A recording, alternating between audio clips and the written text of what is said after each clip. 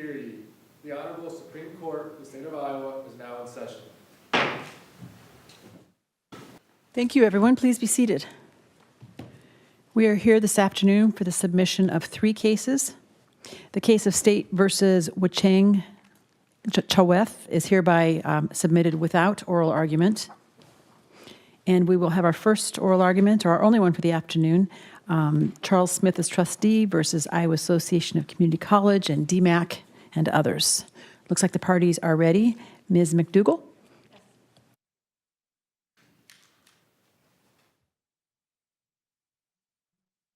Thank you, Chief Justice. May it please the court, opposing counsel, my name is Jodie McDougal, and I'm here on behalf of Des Moines Area Community College, also known as DMAC. I wanted to let the court know I'm going to focus my somewhat more limited time that I have with you on the substantive interpretation questions surrounding Chapter 573, but I am, of course, happy to answer any of the other grounds raised in my application for further review. I'd like to start with a couple of things that I'd want to emphasize for the court. And the first one is we have multiple questions to answer. We have the question of whether Section 28, 573 is applicable here, and then we have the interplay question. But one thing that I do want to emphasize is the purpose of retainage under Chapter 573 is something that I think should underlie this court's entire process of interpretation. And I think the Star Equipment case cited in the brief talks about the purpose is to protect subs and suppliers from payment and the owner, because the owner may have to step into the shoes of the general contractor and pay the subcontractor. Now, there was an issue raised at the Court of Appeals about, well, there are these other bonds on the project. There's a performance bond, payment bonds. Yes, those are there, but this is retainage. All of these statutory provisions in Chapter 573 are for retainage, and that retainage is there to protect the subcontractors so that the owners have it, if it needs it, to pay the subcontractors. And when we think of our view of this, the effect is that the general contractor has drained those retainage funds, pointing to one statute, to the detriment of the owner and the subcontractors. And so, yes. Why wouldn't the bonds successfully serve that same purpose? What's their defect? So I think it goes to the intent of the legislature when they passed it. If the legislature thought there was no need for a retainage, they would not have crafted all these provisions about the retainage. The retainage is there, the owner has control of it, and it's much easier to pay off those subs with the retainage than people having to file claims against the surety bond, subcontractors filing claims against bonds, which also often get denied if there's any sort of claim default by the subs. And it's a whole litigation process, but the retainage is there for easy access by the owner to pay those subcontractors, many of whom, in this situation, when there's an early request for retainage, there are subs that haven't even started working. And so for a general contractor to deplete, yes, sure. Help me factually. Were the only outstanding claims or potential claims Metro and Graphite Construction, or were there other potential claims hanging out there? Good question. So Graphite, as a principal contractor, does not have a right to file a claim against the retainage. So at that point, and I also want to remind you about timeline before I answer that question.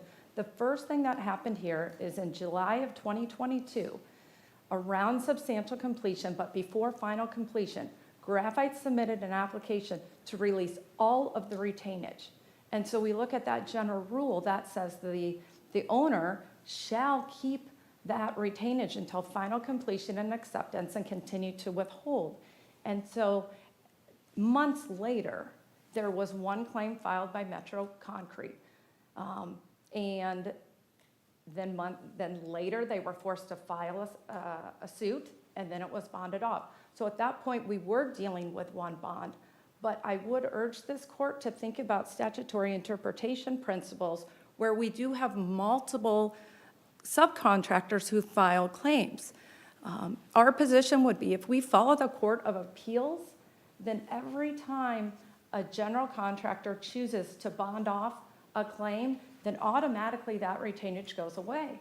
Well, what if there was a competing claim? You can't read any sort of balancing in the Court of Appeals opinion. And so that is why we have the amici, 4 associations filing briefs. Hundreds of public owners are saying, wait a second, let's look at the consequences that the Court of Appeals ruling would make. And it would be that you can manipulate the retainage. A lot into the policy, and I want to back up and have you help me with the statute. So as I understand your position, it is that if the project, you can only resort to 573.16, including 573.16.2, if the project is totally complete. Is that correct? Different arguments before this court on that. So like the amici, their argument's a little bit different. I would say section 16, 1, verse 2 is a bit confusing. And so there is an argument that 16.2 can only come into play after final completion. Now, I don't focus on that. I think that's a reasonable argument. I'm happy if you all latch onto that. It is what the district court had ruled, but really, that might be a course of least resistance if it's what the district court had ruled. And here. 73.28, which is where you have to go if you're a contractor and you want to get money out of it before the project is complete. That's exactly what Graphite did in January. The very first thing that happened is January 2022. DMAC's holding all of the retainage, about $510,000. Graphite submits a pay application for the entire retainage. The project is not done. The architect and DMAC both say, well, wait a second, this is a request for early release of retainage, which it was. And then, well, Graphite hadn't even submitted the punch list. They should have created it. The architect went ahead and created it and valued it.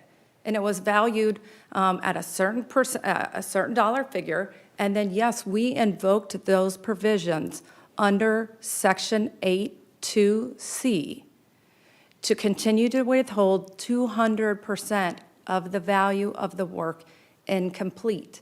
And then after that is when the claim was filed, then Graphite chooses to force the subcontractor to file a suit. And then only then can Graphite bond off a claim. Let me ask you this. I sort of read the statute similarly to what Justice Mansfield and what the district court were saying, that 573.16 is a unified way of dealing with the retainage after the completion. And then 573.28 seems to be its own separate sort of pathway, right? And it seems to have its own separate requirements, including giving a specified notice. And I don't think that notice was ever given. Right. Okay. And I would say if this court wants to read section 1 and 2 together, then it doesn't really need to have to go any further, because we were not at final completion. That was undisputed. And so then the suit for Metro Concrete was too soon. Filing the bond on the claim was too soon. So that is, as I think Justice Mansfield said, maybe the easiest for you all in a basis to reverse the Court of Appeals, is that the entire thing was untimely because it was before final completion. Said that there were potentially 2 ways to approach 16.1 and 2, and one of them was this final completion path. I think that's what you said. And then you said there was another way, but I don't think you had gotten into kind of what your view of it was. There is an argument that's been made, that was first made, I think, by the district court as well, is that, the suit by Metro Concrete was too soon. The other way to look at it is the suit wasn't too soon, but the suit and the bonding came all the way after there was a request for early release of retention. And so once that request was made, then the owner and the subs get that protection of 573.28 to withhold 200% of the value. So on both ways to look at Section 16, DMAC prevails. So it's either the Metro Concrete claim was filed too soon and all of that has to wait until final completion, or it wasn't filed too soon, but before that, 573.28 came into play. And I wanna make sure. Same. See, that's why I don't understand. I mean, maybe if you file it before completion, then the amount that the contractor can get is only what's provided for under 573.28. I would say Mr. Marso and I do agree that we've both been practicing 20 plus years. 573, we read some sections of 573, and it is sometimes a struggle, to merge them all together. So, I mean, we're both happy to have the Supreme Court weigh in on that. And, I agree with you, Justice Mansfield. Lucky you. Let me ask you a historical question then. It looks like to me that up until 2018, 573.16 was unified. There was no 1 and 2. And then later there's a 1 and 2, but I don't think that was a legislative change. I think that was an editorial change from what I can tell. The question, Justice May, because one thing I wanted to point out that wasn't fully fleshed out in the briefs is I would urge you to go back and look at the predecessor to 28, Section 28 of 573, because it actually started in Chapter 26, which is the public bidding statute for public owners. And it was enacted in 2007, and there they made it very clear, let me cite the language here, they made it very clear that at that time, payments should be made by a governmental entity in accordance with Chapter 573, except as provided in this section. And that is the section that goes into any time a general contractor requests release of retainage before final completion. So this is a little bit of speculation here. This is in legislative history, but 573 is about final completion. And then you have this provision in Chapter 26 that talks about, okay, the governmental entity follows 573 unless we have this situation under the then Chapter 26. And that talks all about when the contractor requests retainage before final completion. And yes, Graphite attempted to do that here. Did they do it correctly? No. They didn't file the notice. There were other things that they didn't do, the notice. But the other thing is, it was undoubtedly a request for $500,000 when work was done. And so by the time the architect got the punch list together, which is made at substantial completion, we find out, okay, there's $80,000 of work left. So then DMAC invokes this provision that's been around since 2006, effective 2007. So I do think that legislative history is important. I mean, this is the Iowa's Little Miller Act. So the concept is you can't bond, you can't lien a public project. So you have this elaborate system with retainage and bonds instead, is that? And so but ultimately what you're trying to do is protect the subcontractors and the owner, but not really the contractor. This maneuver here by maybe latching on to, it's one sentence of Section 16. It's the last sentence of Section 16 that has been latched onto in exclusion with all of these other provisions like 28. And one thing I wanted to point out is even if you look at Section 16, and you even just stay within that second subsection, the first sentence of 16 sub 1 talks about if a claim is not filed after they get that 30-day demand, the claim extinguishes by operation of the law, but at that point, the owner only has to pay the retained and unpaid funds due the contractor. Well, at that point, it's due the contractor. So if it's not final completion, then there's a whole bunch of funds that aren't due the contractor. And then the last sentence is the converse of that. And it says, okay, if after the 30-day demand, the sub filed a claim, and then it gets bonded off, then the payment to the contractor is, quote, the amount of funds withheld.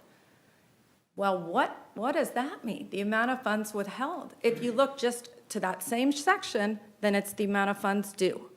And so that's, we're looking at one sentence, and I'm asking this court to look at everything, the purpose, the consequences, the legislative history, and try to put them all together to say what happens here when you first have a request before final completion, and then you have a bond situation.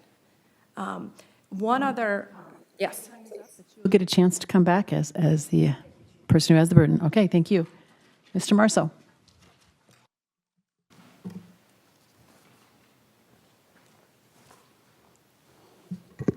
Thank you, Your Honors, Counsel.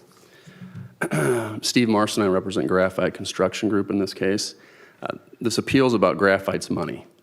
It's money for work already performed and already approved by DMAC and its architect, and that's retainage. It's solely a creation of 573, and its sole purpose, as 573.13 says, is for the protection of subs and suppliers. Its purpose is not to protect owners or guarantee project completion. That's confirmed by the fact that it's not even required to be held. 573 does not require retainage to be held, so an owner can hold nothing. Public entity to decide whether or not it wants to do retainage, and doesn't that sort of suggest some effort by the legislature to help the public entity? 573.13 explicitly states the purpose. A lot of statutory provisions don't identify that. This does. But another reason, Your Honor, is that, if it was to protect the owner, the public owner, you think it would be mandatory, and it would say so. The performance bond is mandatory. You cannot avoid that. That's what protects the owner and guarantees project completion, not retainage. Now, situations where the owner has to step into the shoes of the contractor and pay a sub, like as in Star Equipment? if the bond's waived, and that's for the limited situation where a disadvantaged business enterprise where they waive the bond requirement and they don't hold any sufficient retainage. That's a very narrow exception.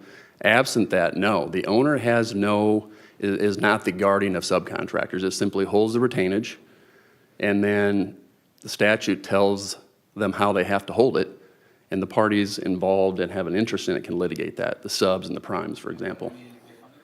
If I'm the owner, I would rather have the contractor finish the contract according to contract than having to go invoke the performance bond. And the point of the retainage is it's an incentive for the contractor to kind of honor and complete their original contract, right? States that allow the owner to hold retainage for that purpose, not Iowa. So that's an argument that needs to be made across the street. It's a policy argument. The legislature's already made that policy decision and said it's not for the protection of the owner. The statute expressly says that, and the performance bond is the mandatory one, Your Honor. They're protected by it. They're protected. When the project is complete, then you do pay the retainage, right? Don't you have to at that point?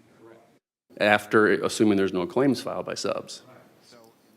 So it's an incentive for the contractor to finish according to their original contract without having to go, contact the bonding company and say, can you bring in another contractor? These people walked off the job, they're not finishing it. For that long is not for the benefit of the owner to complete the project. It's because they're subcontractors performing work until the end. It's for their benefit. The statute's clear. This court's stated that in Star Equipment and other cases. It's clear. 573 is to protect those who furnish labor and materials, especially subcontractors. There's no harm to release the retainage here to Graphite so it can pay subcontractors. In fact, that furthers the purpose. So there's been criticism that, well, if you give it to the contractor, then somehow that harms subcontractors. I'm not clear how that happens. The sooner a prime gets retainage, the sooner it can pay subcontractors. To me, that's something that would be warranted and encouraged by the statute. In fact, that's what the statute says, Your Honor. 573.28 is simply one of two exceptions to the main retainage handling rule under 573.14.1. Okay? So when this was initially passed back in 1924, 14 sub 1 was the only one out there. Since that time, they added 573.16 sub 2 in 1931 and 573.28 in 2006. Those are exceptions to that initial main retainage handling rule. They're independent exceptions that a contractor can utilize, not the owner. It's for the contractor for the benefit of subcontractors. Because the earlier the prime can get the money, the earlier it can pay the subs. That's what 573 wants done. And this promotes that purpose, Your Honors. 573.28 doesn't apply here for two reasons. One, it wasn't triggered. The contractor is the only one that can trigger it. And Graphite didn't. DMAC admits it didn't. It changed its arguments after it lost at the Court of Appeals and now says, well, he should treat it as having triggered it. But that's not the argument made to the district court, and that's not the argument made in its initial briefing. It wasn't triggered here, Your Honors, and so it doesn't apply. Nothing in the language says you can use it defensively. Why? Because it's for the benefit of subcontractors. That's why the notice has to go to the subcontractors. If this was an owner protection statute, why are we having to give notice to subcontractors? The answer is because it's not an owner protection statute. It's for the benefit of subcontractors, and the 200% holdback is similar to what under 573.14 is when there's a claim filed, they have to hold double the amount of retainage. So 573.28 mirrors that and says the amount of work remaining that subs are going to do, we're going to hold double the amount of that for their benefit, not the public owner. The language that DMAC relies on, it just doesn't do the lifting it argues. It's a general introductory paragraph that simply says if the contractor triggers it, then you apply the statute there, but it's just one exception among others to the main retainage handling rule. Now, the statutory history supports our position on this, that 573.28 doesn't apply here. 573.16.2 was passed in 1931, immediately placed in Chapter 452, which was the predecessor to 573. It's been there for 93 years. 573.28 was passed in 2006 and placed in Chapter 26, Iowa's competitive bidding statute. It stayed there for 12 years until 2018 when they moved it to 573. If this is such the 573 owner protection statute that DMAC says it is, why did the legislature not bother to even put it in 573? The point is because it's not. And the language doesn't support their position, and neither does the statutory history. So the Court of Appeals got it right, Your Honors, and we ask you to affirm them on. Now, the 573.4 conclude that the legislature added, I don't know the whole legislative history, but one could conclude that the 573.28 is a way to, for people that have sort of provided their work and finished their piece of the job before the end of the completion of the project to get paid. And that prior to that being added, everybody had to wait until the end of the project. begs the question, then what's the purpose of 573.16 sub 2? I mean, if we have to wait until completion, why would a contractor buy a bond? There would be no purpose if you have to wait. The whole purpose of 573.16.2 is... Contractor never finishes the job. Well, but I guess but then the performance bond comes in there. That's my point. This doesn't have anything to do with retainage. Two different things, though. I mean, you have a situation where just, before you even get to substantial completion, the contractor leaves and the performance bond is not done or something happens. And then you have the other situation where the project's done, but not everyone's paid. 3.16 is simply an exception to the main rule. I mean, its language says that. If there's a claim filed, you can force them to file suit just like in the mechanics lien context. I think that's important that this mirrors the mechanics lien context. Timely made? Metro? Yes. It was. We served the demand and they filed within 30 days. And so once that happens, then we can bond it off because the statute requires there to be a lawsuit. If they didn't, then they raise another question of what happens then. Our position is the money gets paid then because it's treated as if that claim there's final completion with respect to that claim, and then the amount gets paid. But either way, it's an opportunity for the owner, or for the prime, to get early release of retainage so it can pay subcontractors. Again, it furthers that purpose. I'm going to target about 5 minutes and address the attorney fee issue, Your Honors. Question is it cover primes or just subs? It covers primes. The language is very broad. Any claimant for labor and materials. A prime contractor making a retainage claim fits within that. It's retainages for labor and material. Now, contrast that with various provisions that don't use the prime contractor exclusionary language. 573.7, passed in 1924, 573.6, 1924, 573.15 in 1931, 573.2 in 89, and 573.15A in 97. So for 100 years. So 573.21, the attorney fees provision, you agree with me that we generally follow the American rule, and so we're going to read attorney fee statutes narrowly. So it says there can be a reasonable attorney fee in favor of any claimant for labor or materials. If you compare that language with its neighbor 573.16, you see the principal contractor, comma, any claimant for labor or materials as two separate entities there. So that would seem to imply to me that the public contractor is different than any claimant for labor or material. Can you help me out? Say that provision, 573.16.1, makes it clear that the use of that terminology excludes principals because it identifies principals specifically. But here, what I want to point out, Your Honor, is the legislature knows how to draft language that excludes principal contractors or primes, just like in the statute you mentioned.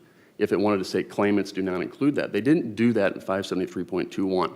So generally, if there's a substantive language difference, then you have to interpret them differently. But my point is, the legislature's known since 1924 how to draft language to exclude prime contractors. They didn't do that in 573.21.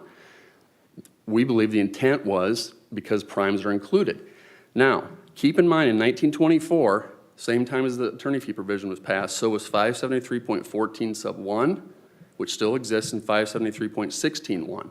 That provided prime contractors with an ability to assert a claim and a lawsuit against an owner if they held retainage beyond the 30 days after completion. So keep that in mind. They passed that at the same time as the attorney fee statute, okay? So they identified a claim that the owner or the prime could bring, and then they crafted the attorney fee statute as well. Now, that right has been expanded. Retainage claim rights has been expanded, 573.16.2 and 573.28. Allowing primes to get attorney fees furthers the purpose of 573, which is to protect those who furnish labor and materials. And here's why. Even if that's limited to subs, our position furthers that. Here's why. It gives the incentive to prime contractors to take the laboring or the cost, the expense, and go into court if necessary to get retainage improperly held by owners so that they can pay those subcontractors. That furthers the purpose. And another benefit is the subs won't have to take that expense and time to do that. It saves them money. That furthers the purpose. So the legislature reasonably could have decided to say, hey, we're going to give an incentive to prime contractors to go into court if necessary to get the retainage from owners who are improperly holding it so that they can get that money and pay subs so subs won't have to do that. It could save subs from having to file claims, or if they have to file a lawsuit, maybe it's not as long. But the point is, this furthers that purpose. It also is consistent with how the structure is. There's 3 claimants under 573. subs, primes, owners. And they all have different claim rights and recovery rights. Sometimes they overlap. Subs have rights against the retainage and against the payment bond. They also have a claim for attorney fees because they furnish labor and materials. Prime contractors have claims against retainage, including the statutes we're dealing with here. They can't make a claim against the payment bond. That doesn't make sense. And they can get attorney fees, though, because they furnish labor and materials. Public owners have a claim against the performance bond, but they don't get attorney fees because they didn't furnish labor and materials. So as you can see, the structure of the statute provides for 3 different claimants, different recovery rights, different claim rights, and in this case, subs and primes both get attorney fees. And that furthers the purpose. The idea is to get money from the owner to the primes so they can pay subs. And allowing, giving the incentive to primes to do that furthers the purpose, Your Honors. So we ask that you reverse the Court of Appeals on that issue. I believe I'm close to being out of time if anybody has any questions. Thank you.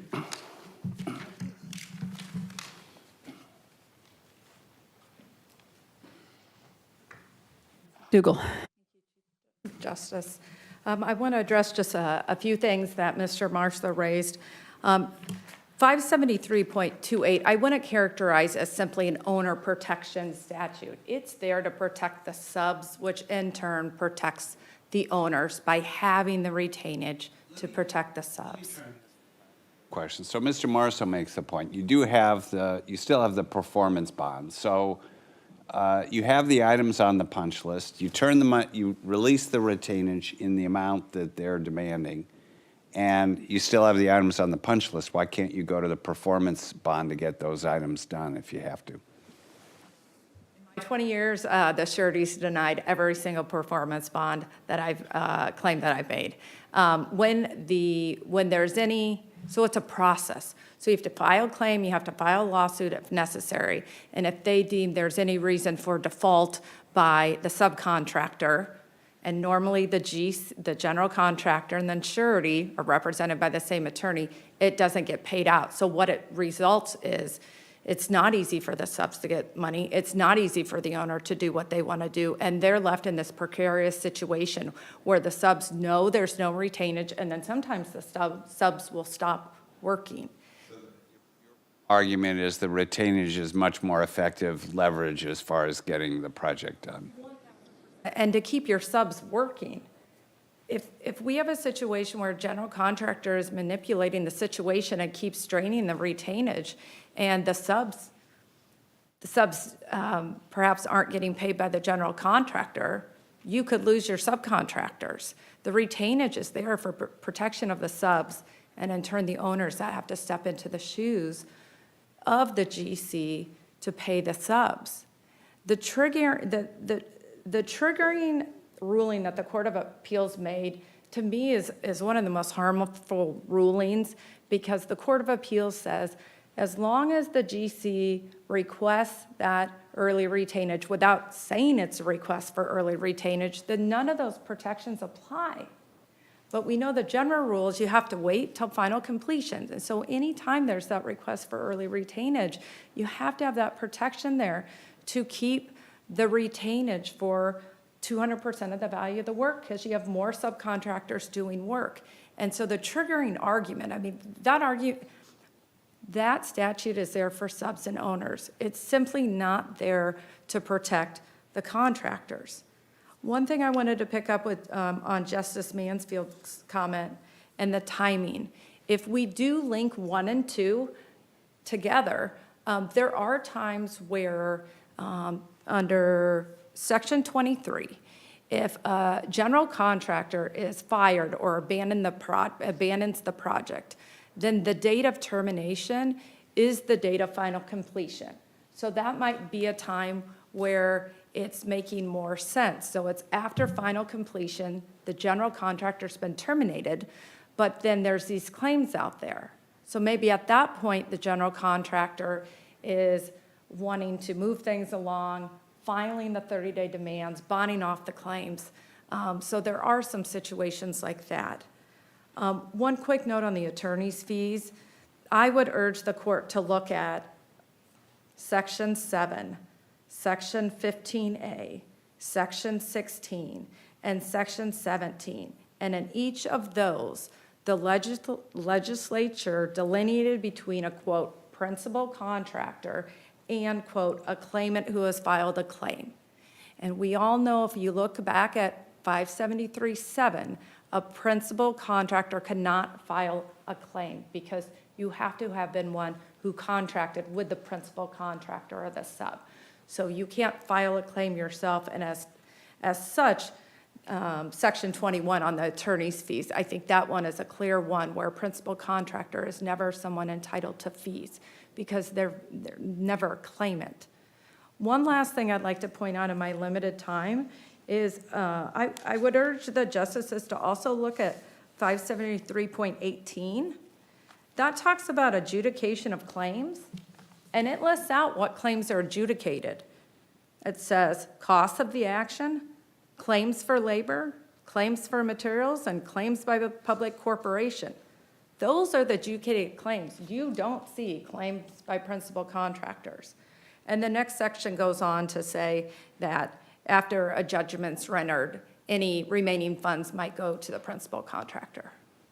I notice in 573.18 that the statute refers to Section 573.16, period.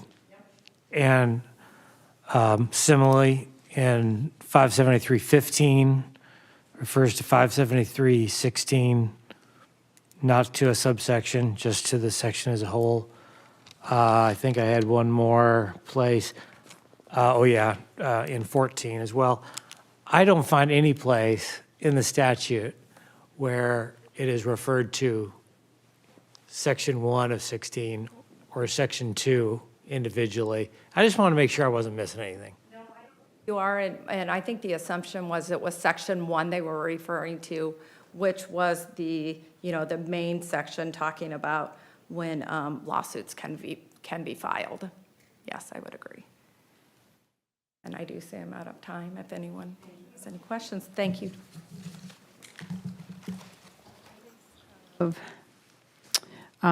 Charles Smith, bankruptcy of Metro Concrete is hereby submitted. And I failed to mention another case that is submitted without oral argument is the case of Murillo versus State of Iowa. That is hereby submitted today as well. Thank you, and court is adjourned for the day.